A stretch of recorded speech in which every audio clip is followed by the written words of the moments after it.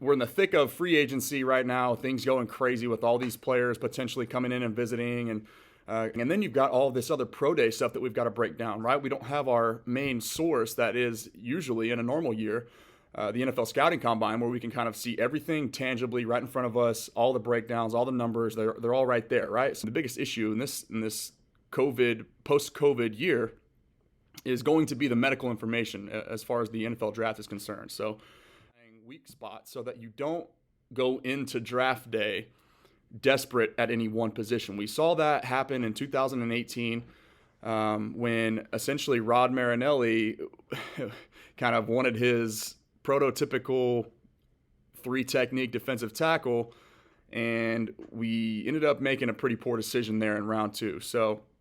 And that was, of course, Tristan Hill. They gave themselves a little bit more financial freedom by backloading the contracts, restructuring, if you will, that term that's so often thrown out there, the contracts of Zach Martin, Lyle Collins, and Tyron Smith. So what does that mean?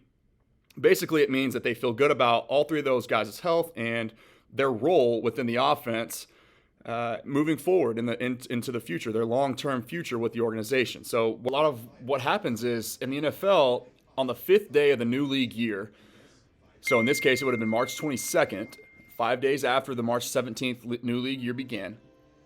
Any player that hasn't been restructured or renegotiated or traded or whatever the case may be, right? Their contract cap figure becomes locked in for that current season. So in this case, Ezekiel Elliott and Jalen Smith, a lot of people thought those would be guys that the Cowboys could maybe restructure, move some money on further on down the line, and create some more cap room for this season. Well, so they didn't do that. They elected not to. That means the Cowboys are locked in with Jalen Smith at $7.2 million this year, and they're locked in with Ezekiel Elliott at $13.7 million this year.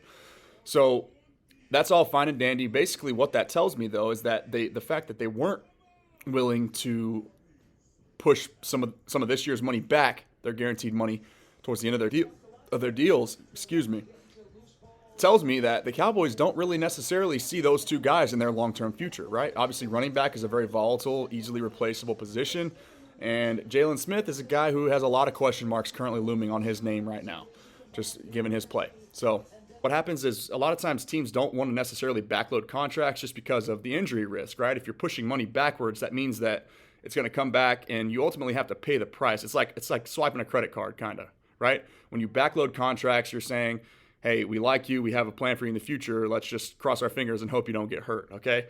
So the second thing that it means to me is with the addition of Ty Nsekhe from the Buffalo Bills, who is going to now be the Cowboys' new swing tackle, a veteran guy who is, a pretty decent reputation, at least played very well last year for the Buffalo Bills.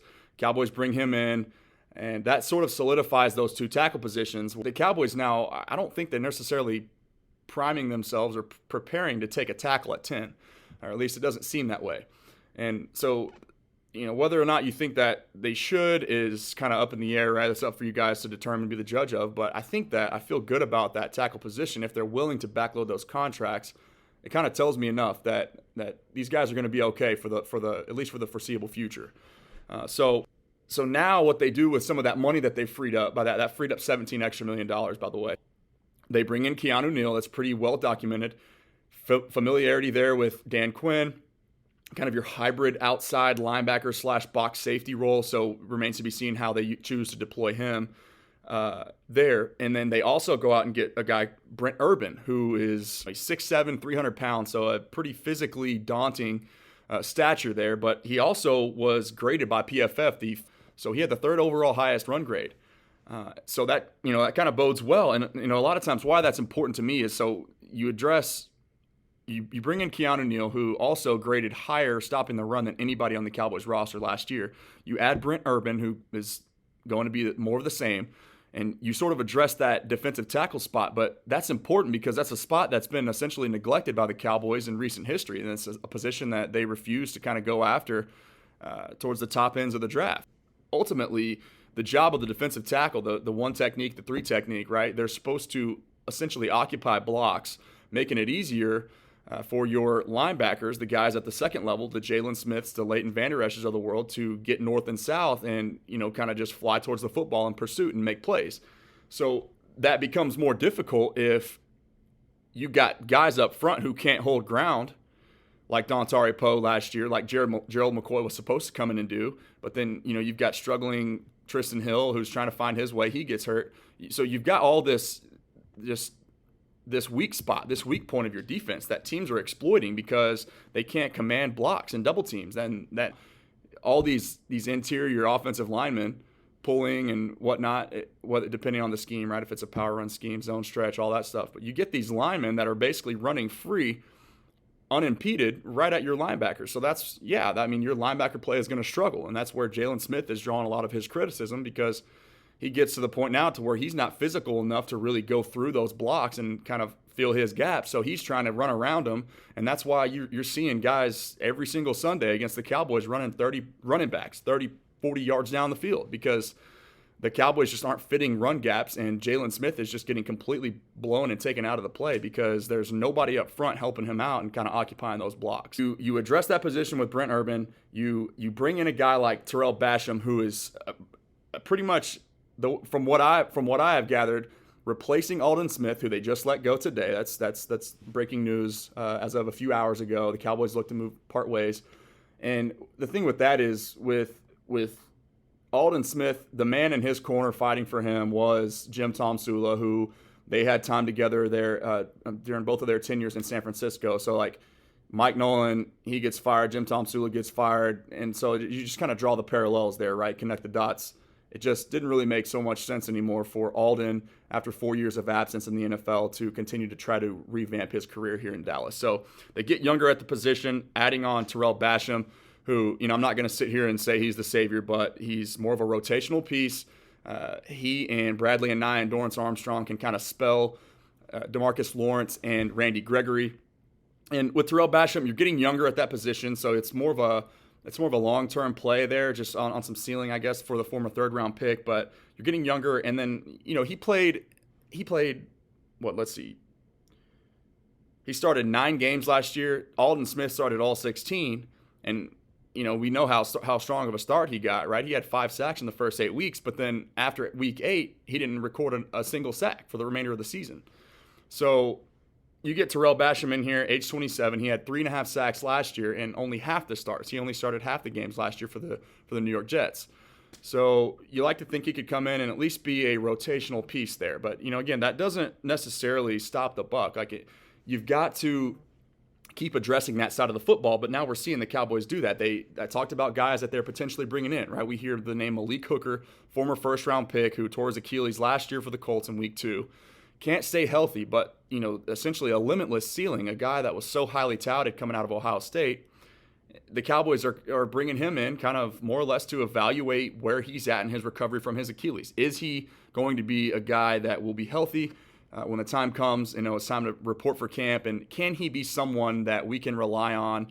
Does our medical staff trust enough that he's far enough along in his recovery to be an impact player for us? And that's a guy, if you add him to the back end of your defense, assuming the health, right, that's something that's a game-changing type piece, right? Because just of the first-round upside that he possesses and what we know that he's capable of just from his days at Ohio State. So hopefully he can stay on the field. Another guy, too, that they brought in today as well, DeMonte Kazee, who's got the familiarity aspect there with Dan Quinn from his time in Atlanta, former 5th-round pick, has a little bit better of an injury history, I guess. But, again, it's more of just like the Cowboys are looking to add value, but also kind of chasing that ceiling from those players that didn't pan out for a variety of reasons. So whether or not they go out and get DeMonte Kazee, Malik Hooker, Jaron Kearse, I think all 3 of those guys were in-house today. My hope is that it's Hooker, just because of the upside there, the former first-round pick, the freak athleticism, rangy guy, right? I don't know who they're going to end up signing. It's going to be one of them, likely, right? You would think at least one of those guys that they're going to bring in. So, we'll see. In free agency, at least from the last 8 to 10 years, with Stephen Jones kind of headlining the decision-making for the Cowboys, what their philosophy is essentially to go against what a lot of teams do in free agency and go out and bringing in guys that can help them right away. The Cowboys choose not to do that. They say that, they choose to not pay premium or above average prices for average players. That's just not what they want to do. But what they continue to do as a result of that is going in, just consistently bringing in replacement level players just to save a few pennies here and there. When it's in reality they're not doing anything for you in the long run.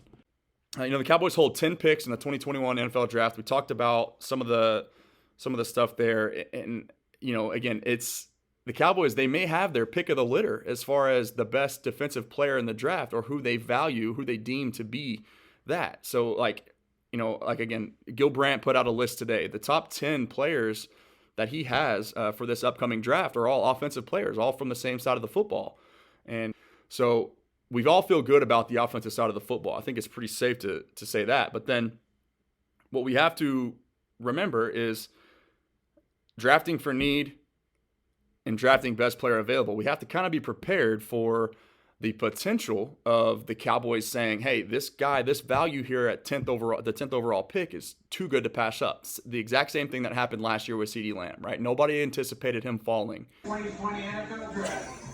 The Dallas Cowboys select CeeDee Lamb. Oh my God! Oh my God! He had a great slide to the door as well. But thankfully, the 49ers ended up going against what was expected out of them and taking Javon Kinlaw, replacing DeForest Buckner, who they traded to the Colts, and instead left a void there at receiver. So again, using free agency to address your misses in the draft. That way, once draft day comes again the following season, you're not putting yourself in a bind like they were in 2018 with Rod Marinelli just saying we got to go get Tristan Hill. Like when a lot of NFL executives said that they had a third or even fourth round grade on this guy. So, again, hindsight's always 2020. It's such a funky league when there's just so many different things that have to go right. That's why it's so hard.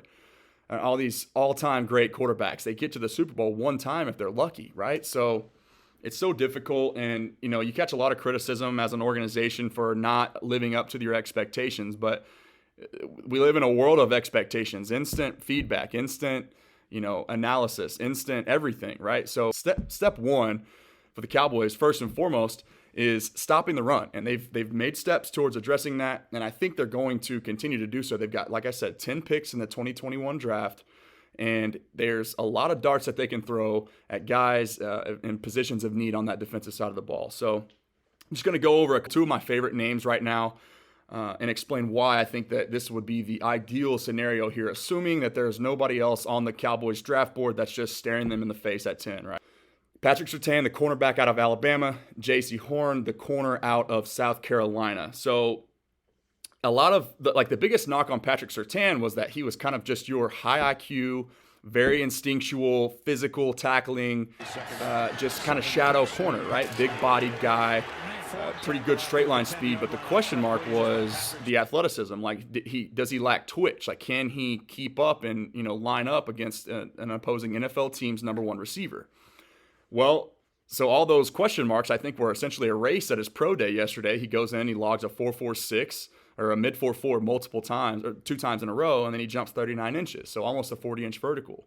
So, whether or not he can flip his hips it kind of remains to be seen. But, when Nick Saban goes on national television during your pro day and raves about your football IQ, and if he's endorsing a guy that highly, that's enough for me. And then, secondly, J.C. Horn, these guys profile very similarly as well, right? J.C. Horn, 6 foot, not quite as tall, so he's 6 foot even, and then 205 pounds as opposed to Patrick Surtain's 6'2", 208.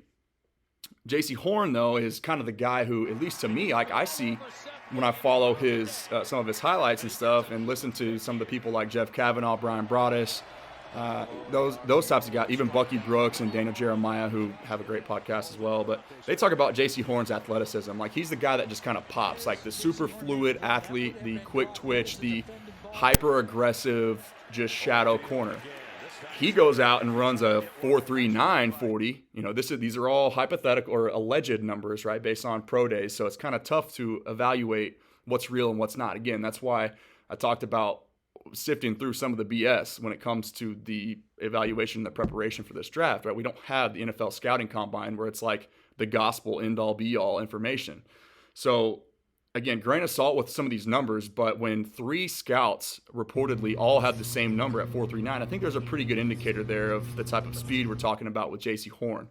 And a guy who's, mocked in most that I see in the top, the top half, the first 15 picks, essentially, right? So those 2 guys, Patrick Surtain, J.C. Horn, names to keep an eye on.